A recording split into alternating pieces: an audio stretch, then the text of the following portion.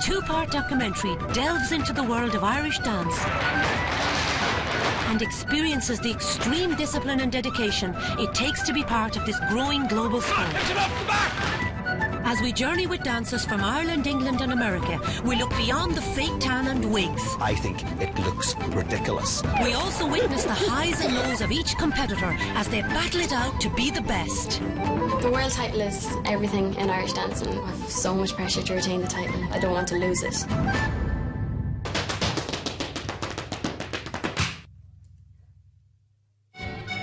Although it was originally founded by the Gaelic League in 1883, the touring shows are to be thanked for bringing Irish dancing to the world stage. They gave it a new lease of life and created a worldwide phenomenon.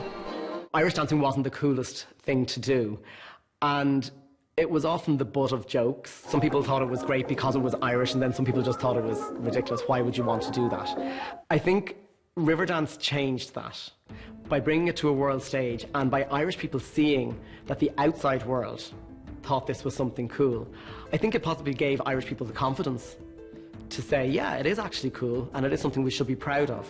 Riverdance did manage to make Irish dancing something that those who would never buy into folk culture then find themselves actually appreciating. It took the whole world by storm.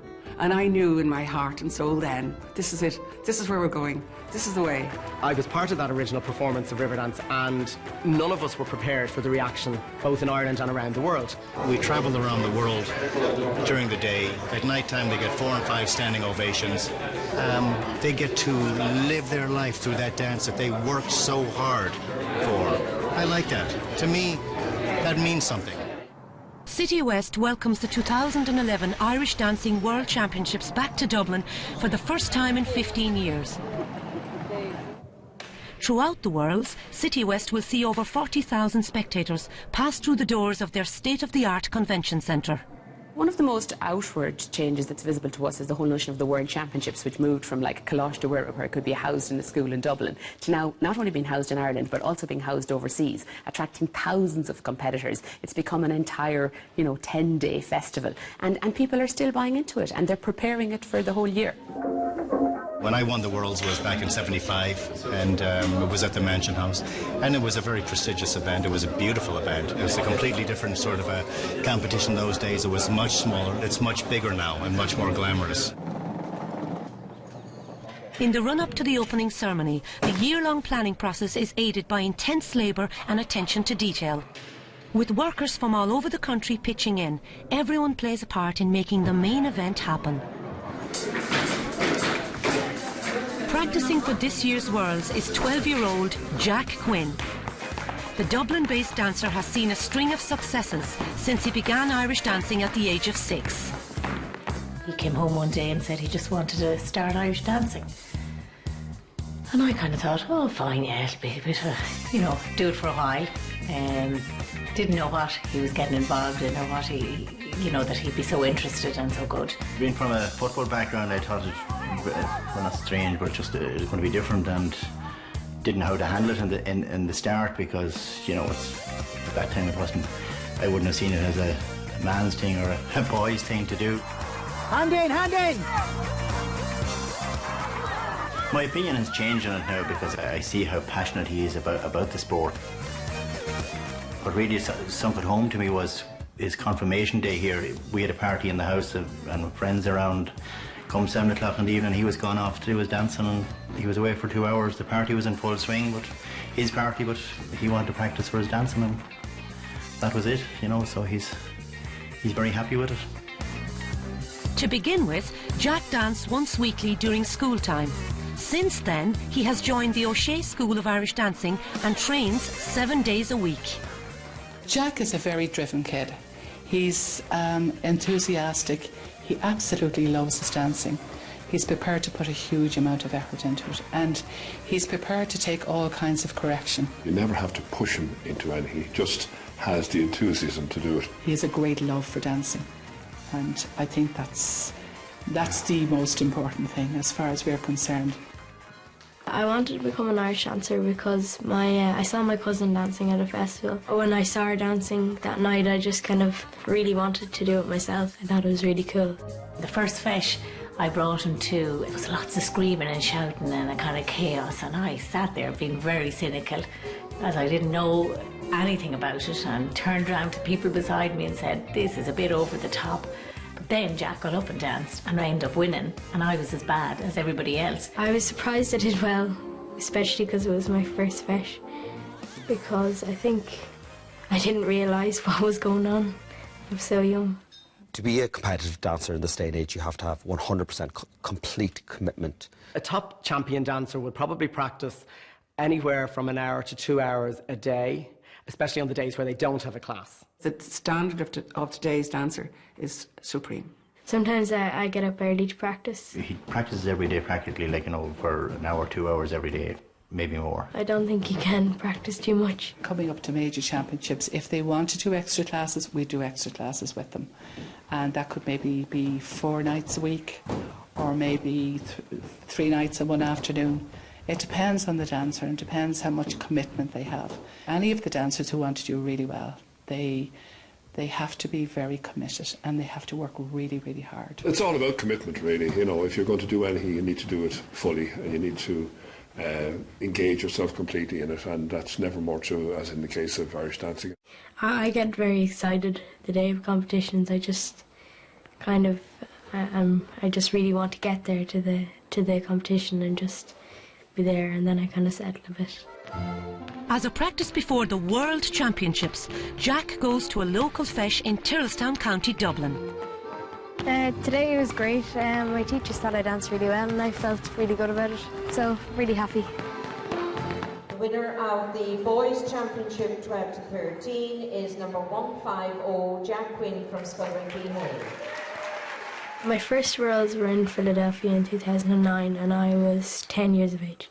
I'd known from the All-Irelands that it would be big, but I still wasn't sure what it would be like. I walked out on the stage and it was absolutely huge, and I just kind of, I was a bit shocked at how big it was. Coming second was a really, really good experience. Irish step dancing is not an easy dance style to master. It is now probably the most intricate footwork of all dancing in the whole world. It takes an enormous amount of dedication, self-discipline. It takes a lot of money to go to dance lessons over and over and over. You have to support people, you have to support what you're doing, and what better investment than your children? 4 times world champion is Galway girl Claire Greeny. Despite her history proving Claire's a tough contender to beat, she trains every day in order to retain her title as world champion. I was definitely 9 or 10 before I actually realised that I had a talent to work with. But for a long time it was just something I did every week because I absolutely loved it and adored it. I was blown away by her, really, just how natural she was. 1, 2, 3, 4, down. Yeah, you're not wrong enough. Yeah. Do it again. When you're looking at dancers, you know if somebody has the feet, they have the courage, the timing. Yeah, we knew from the start. It's very rare to see a talent like that, I think. Yeah, it's just, it was so natural and very unusual. She was definitely the motivator behind herself. I would have been content enough with her taking part in it. I had no definite ambitions for her to be, you know, a star in the Irish dancing. And I thought it would be a nice hobby for her, but I certainly at the time never envisaged the heights that she would take it to. I think it was kind of when I was 16 or 17 really that I really started pushing myself, thinking, no, I'm not happy. If I'm going to finish dancing, I need to have a Worlds behind me. I just totally went back to basics and said, right, if I'm going to do it, I'm going to do it now. I've won everywhere since, so I kind of just think it clicked in my head and I've never looked back, really. And you have to consider, do you really need 4? You don't really need I don't think Only you that needs 4. It definitely takes talent to be at the very top, raw talent combined with hours and hours of work and determination. And what we mean by work is like real intense work where it's the attention to detail that makes the difference between, you know, that makes a champion really. You have to have that ability that on the day, on the biggest stage, that's where you shine. That's where like the going gets tough, the tough get going basically. You have to have that ability. Because some kids, you know, they're brilliant in class, but they can't transfer it. But Claire has that. She has nerves of steel. A lot of people say I'm a risk taker. I think it's just because I like to do that extra spin. or an extra hop on the toe or anything like that. Like, just, I think it's, Gemma would often say that I'm fearless. If I want to try something, I'll keep trying it until I physically know it's impossible. If I fall, sure, all you can do is hit the floor, you get back up and do it again. It takes huge discipline to get where Claire has got. I mean, she has sacrificed so much. She puts in hours and hours. As she says herself, it's her life, it's everything. She just loves Irish dancing. But it's passion with her. You know, it's something she really feels, and she's willing to put in the hours and hours and hours and really work hard. You get to that stage and you just want it. You don't want to give it up. That's why she works so hard. Okay, so 3 spins. Okay. 3 positions. Decision made. The world title is everything in Irish dancing. Like, it's not even the title, but just the world championships themselves for a lot of people. It's a lot of dancers' dreams just to make it to the Worlds and to compete at the Worlds no matter what. For other people, the world title is everything. There's no money involved, but it's just the kind of prestige of having that world title and knowing that if you have that title that people consider you the best in the world. That's just, it's enough really when you have that title, no matter what, no money or anything is needed really. Just to have that title is amazing. Young dancers have to give up everything, you know, and you're talking about 3-4 classes a week, afternoons on a Saturday. Their social life is really curtailed. And while it's a good thing, I think, to have, you know, kids are busy, they do have to make a lot of sacrifices, and it's the kids that make those sacrifices. They're the ones that usually come to the top, you know, if they have the talent to back it up. You lost a bit of your line, kind of. Yeah. You veered a bit. A lot of my friends or whatever in college could be going out every night or just having a bit of fun or going places, and for me, I can't do that because I might have an assignment due, and because of dancing, you have less time to do the assignment, and you might have class or anything like that. So you do kind of lose out a little bit, and I kind of feel that sometimes I do lose out in the fun.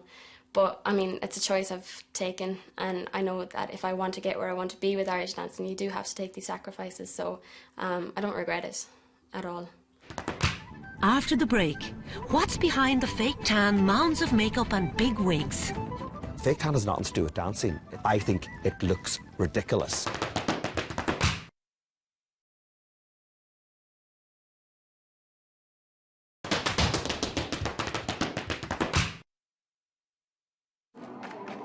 Many moons ago, dresses were made from heavy material which were made to last for up to 8 years. Unlike then, the finish on dresses these days are far from simple embroidered designs and carefully crocheted collars. Today, a dress is not complete without eye-catching colours and Swarovski crystals. When it comes to competitive Irish dancing and how they dress, that all comes down to being a winner and standing out. They are now wearing a kind of short and lightweight material costumes. The cost of an Irish dance costume can vary greatly depending on the style, the fabrics used, and then how much bling or rhinestones are used to accessorise the dress. So they can vary in cost anywhere from €1,000 up, and the sky really is the limit. It's best to compare an Irish dancing costume with a wedding dress, except for the fact that the dancer gets to wear the dress a lot more often than the bride hopefully gets to wear hers.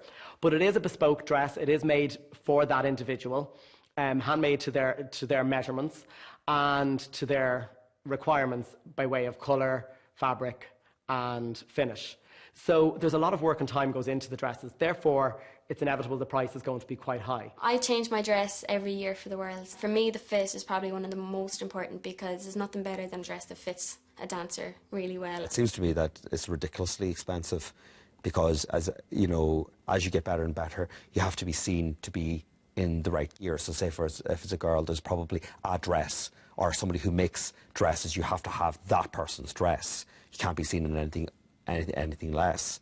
And they usually cost an awful lot. What tends to happen from year to year is if the majority of world champions in that year are wearing a dress by a particular company, then that becomes the de rigueur dress or a company to go to. It comes from talk amongst the dancers, talk amongst the parents, talk amongst the teachers, and people will talk about owning a Gavin, which is almost like owning a Gucci. Creator of the Gavin is Belfast-based Gavin Doherty. After designing dresses since the age of 10, Gavin opened Air Designs in '99 and since then has seen many changes in the fit and finish of a dress. In recent years, a lot of the dressmakers we kind of got together and took it all back a step, back to velvets and traditional Celtic design. There still is a lot of sequins and rhinestones, etc. on the costumes, but it got to the point where there was feather and fur and everything else. People that haven't been involved in dancing for a long time will look in it and think it's, you know, it's ridiculous and whatever else. But the way the costumes are today just didn't happen overnight. It has been a progression from, you know, 20, 30 years. Things have only evolved because of what is available out there, and I'm sure if 30 years ago they had what we had, the fabrics and stones and everything else that we have today, I'm sure they would have been covered in them. Although recent years have brought a change in design, the original methods of making a dress are still followed today. UK-based Maureen McHugh is one of the few independent dress designers who works full-time making Irish dancing costumes. And the main difference in modern costumes is the weight of them. The old costumes used to be so heavy that it was difficult for the dancers. I think the moves that the dancers have to do now, they need a lighter costume. And I think they're more fashion-led now, where in years gone by, dresses stayed the same for 10, 20 years. One dress would look the same as the next, never be out of date.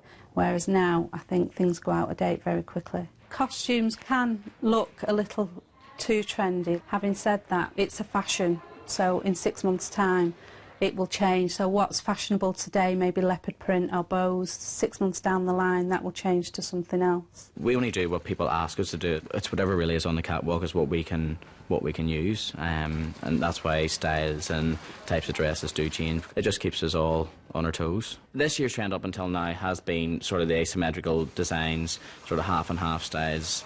Now before the world, with a few new ideas of just sort of an all-white dress with stones on it, and we're going to try and see how that's going to take. Hopefully it will work. There is a common misperception that the dancer needs the most outrageous or the most standout dress to do well in competition, and that really has little or nothing to do with how they're going to place at the end of the day. A costume is not going to win your world championships if you don't have the dancing to go with it. An adjudicator is going to adjudicate based on the dancing, not the dress. However, human nature being what it is, when an adjudicator looks up at a stage, if there's 3 dancers standing in front of them, something's going to catch their eye. It's not only the look, it's the way the child feels when they get a brand new dress, they're going out on stage to perform. It all adds to that, you know, that mental thing. The dress does add to your confidence, especially when you're wearing it for the first time and that it's a dress that you love. For me, when I have the dress on, I'm a different person. When I walk out on stage in a dress, I'm walking out as a performer, and you're waiting for everybody to look and be like, oh my God, her dress is amazing. And it does give you a lift because you kind of feel everybody's looking at you and admiring what you're wearing and how you look.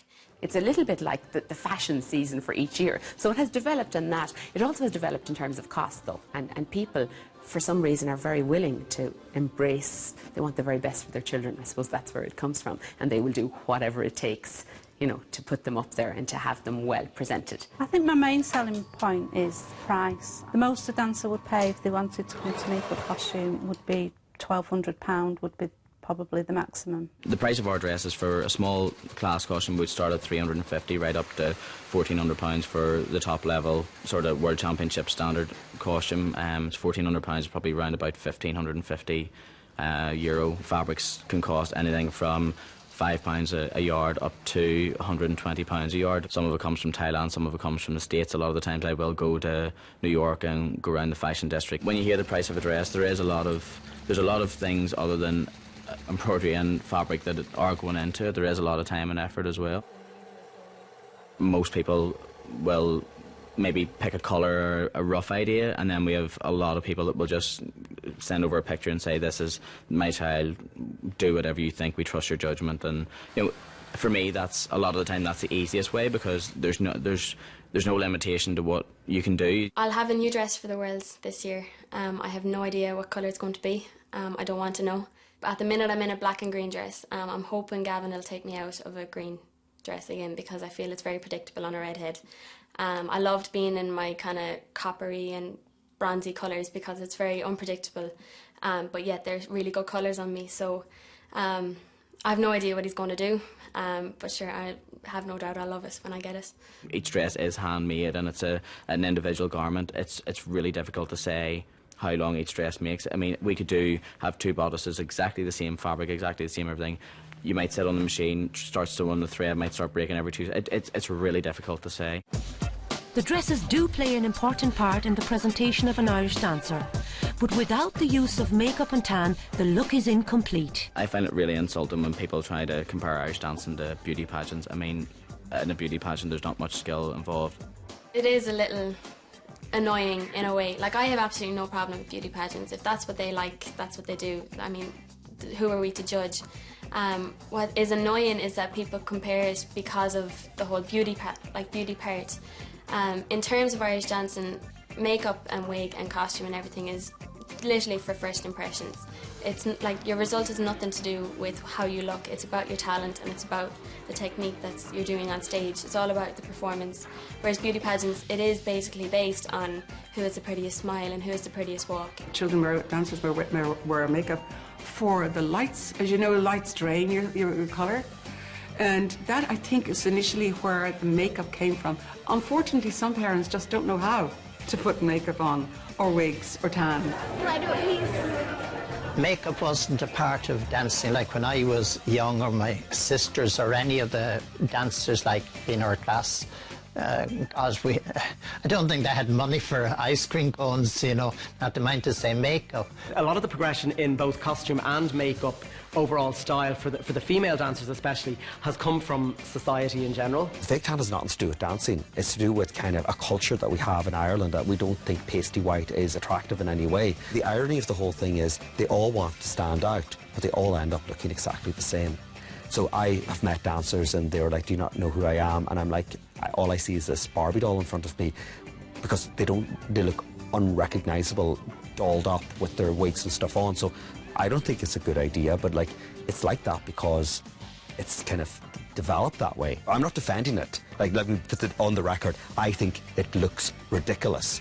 But the reality is, it happens wherever you go. People are so quick to judge and are kind of judging Irish dancing more like judging a book by its cover, not really taking the time to get past the exterior of it and getting into actually understanding what we do and that, like, the work that goes into what we do. These kids that are in Irish dancing are in Irish dancing for the love of it, and I mean, they're training 4 or 5 hours a day. The amount of skill involved in that is comparable to an Olympic athlete.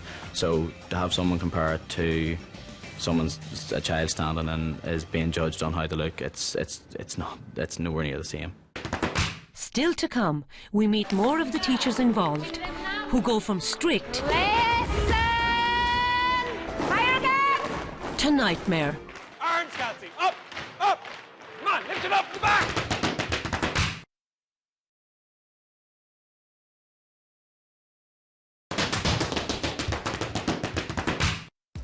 The amount of interest in Irish dancing now is phenomenal. Irish dancing is recognised now the world over.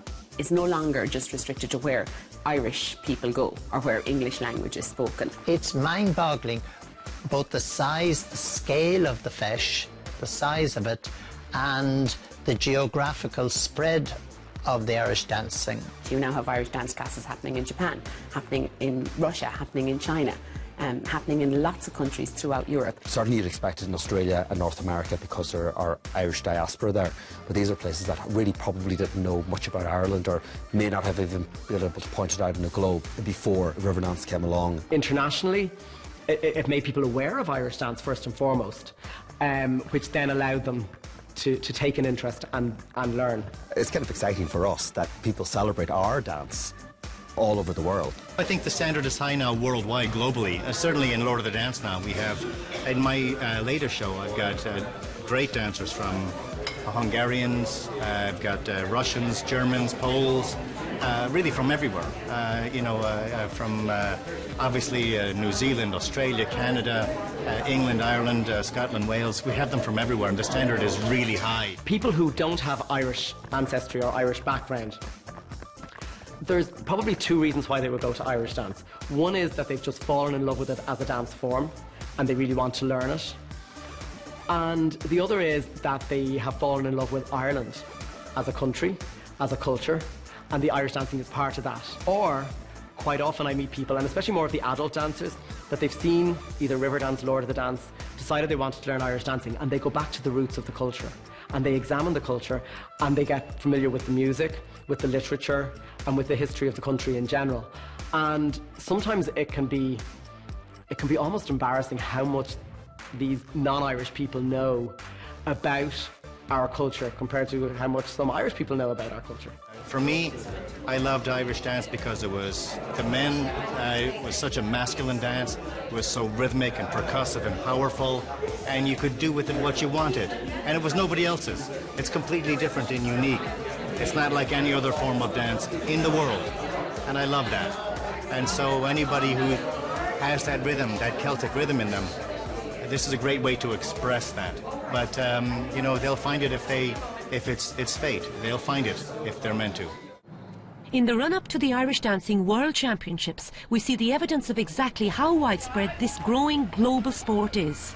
In Dublin, Karl Drake and his school of dancers arrive ahead of the worlds. How are you? It's great to be home. It's great to be here with all my dancers. It's actually the first time for a lot of them to be here, and it's the first time for a lot of them to be in Dublin. Some of them probably don't actually even know how exciting it's going to be for them, and I think after the 8 hours of the flight they're probably exhausted, but they'll snap into things, I think, very fast. Originally from Dublin, Karl moved stateside at the age of 17. Come on, everybody follow me for a minute, okay? Isabel, are you awake? 4 years later, he furthered his plans to live the American dream and opened the first Irish dancing school in Atlanta, Georgia. It really is fabulous. Is everybody on? In preparation for the World Championships, Karl gathers his dancers for an intense training session. Let's go.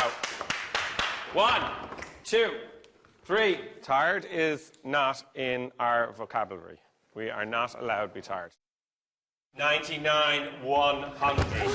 Awesome, girls. My world totally revolves around Irish dancing.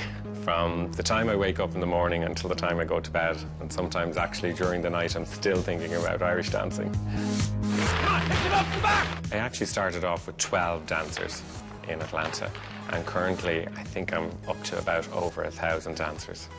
Irish dancing is very, very popular. There's actually dancing in every state in the US. Speed crossing! I feel the standard of dancing in the US is similar to the standard in Ireland. The Americans work very, very hard at what they do. Up, up! Arms dancing, up! Actually, they attend classes 4 and 5 days a week now. In the southern states, it's very difficult to compete as much as in New York. Most of my kids actually have to fly to all the feshes. We don't have the availability of them close by. If we were to attend a fesh, it could be a 10-hour drive. Sometimes it's a 3.5-hour flight for them. We're actually now trying to compete at least once a month. Put your shoulders back and straighten up. Come on, Jesse. Turn it out. Come on. I actually have 23 kids here competing at the World Championships. Most of the kids are here for the first time. I don't have any Irish connections. I actually just dance because I love it, and Riverdance really caught my eye, and I said I had to do it, and I've been doing it ever since. Arms in, Virginia, arms in. I actually came over a week early to get used to the time change and to prep myself for the World. Go for it, Amanda. Come on, up, up. I think the Irish and the English are really tough, very tough. I mean, obviously this is where the Irish dance started, so they're really good at what they do. And I've actually been over here a few times to train with a school over here, just to kind of get the feel of how the Irish do it, so it actually has helped me a lot. So that's why this year, hopefully I'll do really well. Competition time is also heating up closer to home. In Manchester, teachers Jonathan and Claire McMurrow tell us their hopes for this year's Worlds and how Irish dancing brought them together. We had met briefly at the auditions in Riverdance, but we actually joined Riverdance on the same day. And Jonathan was with his friend and they turned up late. I think he'd forgotten his shoes. Not me. Yeah, you had to. And I thought that they looked like they were great fun, and we became friends very, very early on.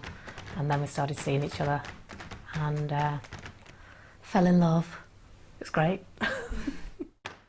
We were in the show for 5 years, so we the first tour we did with Riverdance was in America, North America, and we toured there for probably 3 years. We toured in Australia, and then we both were on the Broadway show of Riverdance for 18 months.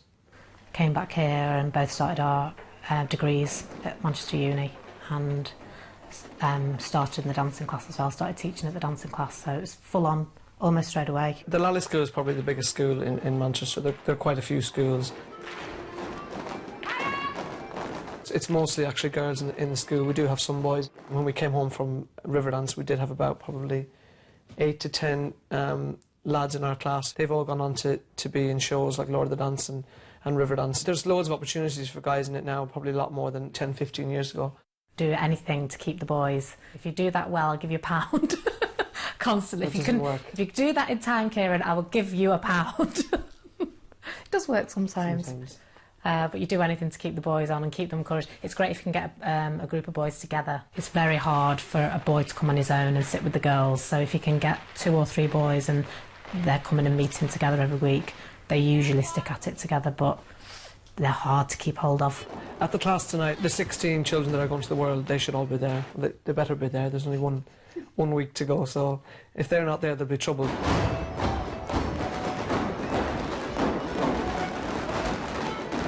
I think the standard is very high in the Northwest region. There's feshes every weekend, really, all over the UK.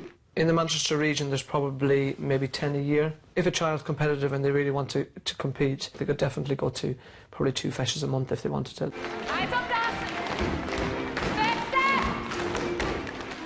I'm the only male teacher at the Lally School, and in Manchester, really, there's not very many male teachers. It's quite female dominated, I suppose. 3 or 4 males, is there? Yeah. You've never fully done your job as an Irish dancing teacher. There's always an extra place to go with it. Now loud. Over cross it. Stamp, every stamp counts. Mum, on through.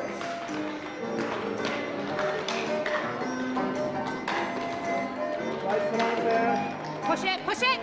There's so much to learn just from watching other people and thinking, oh, I could do that with her, and that would really suit such and such a dancer, and you've got so much to learn. Over, cross, there, push! We're really looking forward to the World Championships. Apart from the competitive side of it, we get to see lots of people, fellow teachers and fellow adjudicators that we don't see for you know, from one end of the year to the next, and a lot of these people that we do see, we were in Riverdance with or in shows with, and they all left similar to ourselves and went back to wherever they were from and started teaching. So it's a great social event as well as being competitive. It's stressful, but it's enjoyable. Push all the way now! Some of our dancers will have really high expectations at the World, and some of them are going to the World Championships for the first time. Cross, over cross!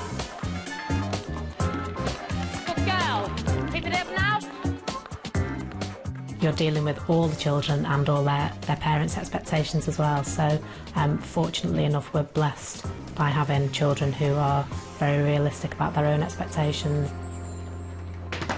Still to come, what's the reality for Irish dancers when it comes to making a career for themselves? We receive emails, you know, every week with dancers looking for work.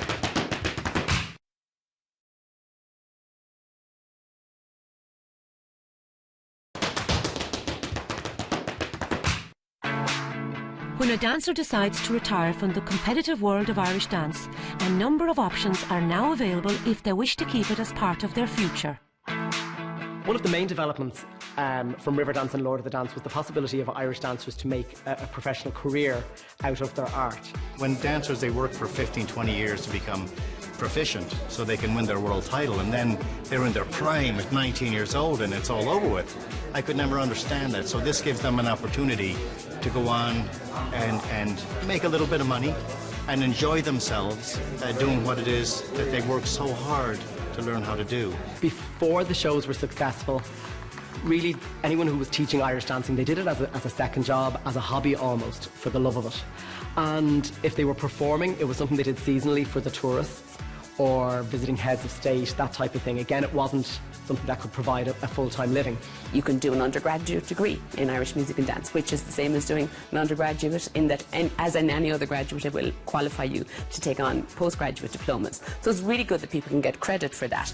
But equally, that opens other career paths in terms of community music and dance, teaching in community arts projects, working in community arts centres. And it's one of the things that we would be very conscious of is to develop, yes, technical skills, but also vocational and academic skills. The shows have allowed people to work professionally as performers, Irish dance performers, but also because they've increased the want for Irish dance classes, it's possible for people to work now as full-time Irish dance teachers and make it quite a decent living out of it. Mary McElvoy teaches students all over the country who are preparing to sit their teachers' examinations. If a dancer is finished dancing and they want to become a dancing teacher, they come to my classes. Change to 3, 4, 5, 6, 7, 1, 2, 3, and on you go. 3, 4, 5, 6, 7, bass and right. It's definitely very popular. A lot of the candidates now, they wouldn't all necessarily teach, but they want to get their exam because it makes their dancing career complete.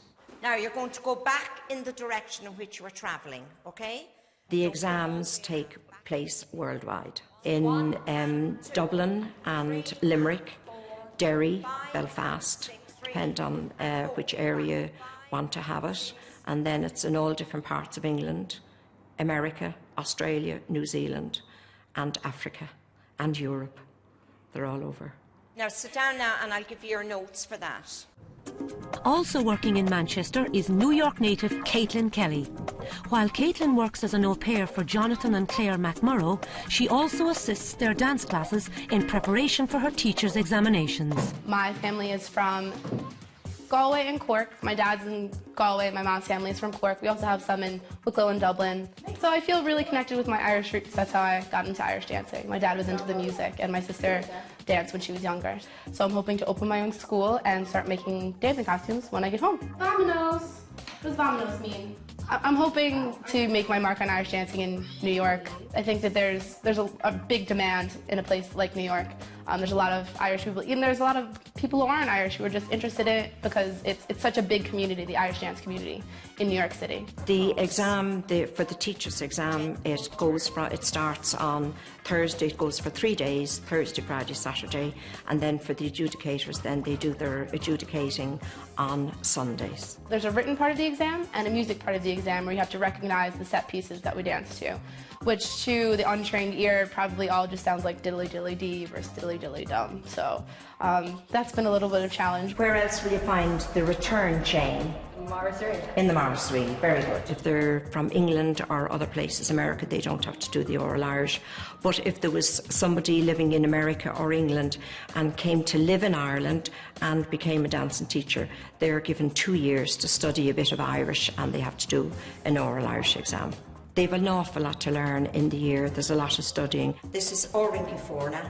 This is the book where they learn all their Cayley dances. There are 30 dances in the whole book. It's almost like training for a marathon and training for a huge school exam at the same time. There's a very big physical component and there's also a very big academic sort of component. Some of them could do it in 9 months, other a year, others could take a year and a half. I was the dancer who would forget their set piece at the Nationals, so I'm just hoping I don't forget my steps.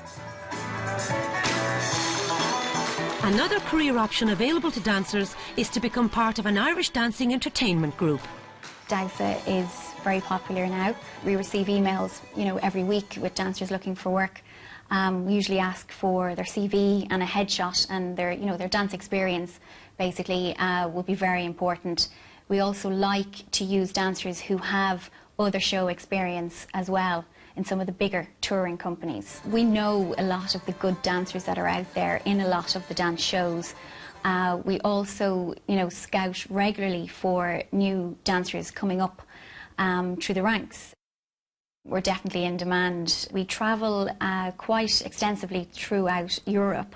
This year in particular, we were in 5 consecutive countries at the same time for St. Patrick's Day. So we were East Russia, Brussels, Spain, Norway and Colorado in the USA. Recently we were lucky enough to be invited to perform for the Queen as part of the Chieftains Act in the Convention Centre in Dublin. So we were honoured to be asked to perform with the Chieftains. It was an amazing event.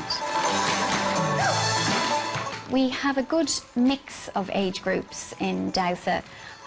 Maybe the youngest would be 20, maybe 21, going right up to early 30s. All of the dancers, you know, are professional. They've all got a huge amount of experience under the belt.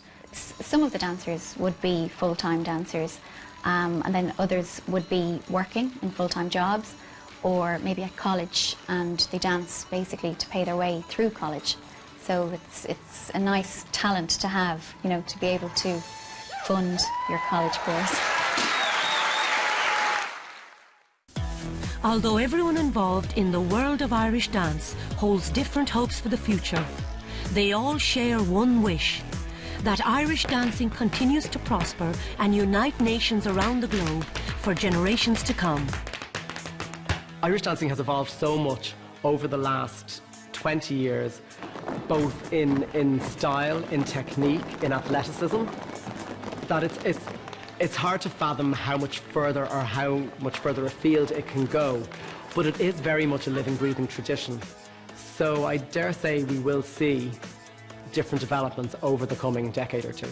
I'd love for dance to be a subject for the junior cert and the leaving cert like they have in the UK, and that you can do dance as a general subject but kind of specialise in Irish dance. I hope that younger, more talented people will come up through the ranks and take it even further. I'm delighted to see that it's become kind of cool to be an Irish dancer. I think that's a nice thing for the guys and the girls that are out there. And I would wish that it would just keep going at the same speed.